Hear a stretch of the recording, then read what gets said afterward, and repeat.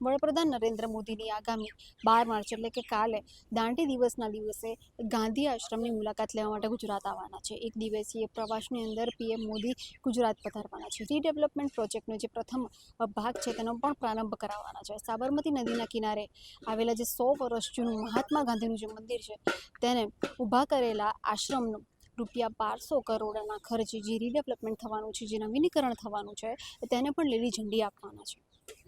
અત્યારે આપણે જોઈએ છીએ કે અમદાવાદના સાબરમતી આશ્રમને સાબરમતી નદીના કિનારે અહીંયા ઊભા છીએ અને જે રીતે અત્યારે તૈયારીઓ ચાલી રહી છે. સાથે સાથે એ પણ જણાવી દઉં કે મુલાકાતે આવનાર વિશ્વભરના સહેલાણીઓને ભારતની આઝાદીની એ ચળવળ પાછળનો જે ઇતિહાસ છે અને મહાત્મા ગાંધીજીના સંઘર્ષની વાત કરીએ તો સાથે જે જીવન એમને તે જીવ્યું છે તેની સમજ માટે જે હાઈટેક સુવિધા પૂરી પાડવાના છે.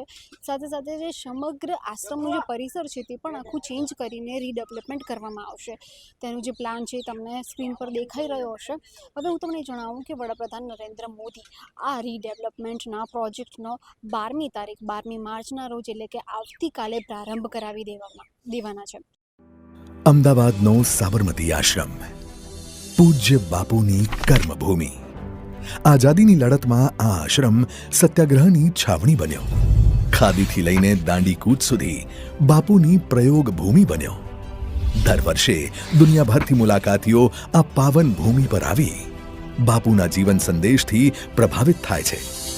અને હવે 1 શતાબ્દી બાદ આ આશ્રમનું તેના મૂળ 55 એકર જેટલા વિસ્તારમાં થઈ રહ્યું છે પુનઃનિર્માણ. આશ્રમ ભૂમિનું પુનઃનિર્માણ થશે, પણ એનો આત્મા એ જ હશે. નવા યુગમાં નવી પેઢીને બાપુનો સંદેશ એ જ હશે. સત્ય, અહિંસા, સાદગી, સદાચાર.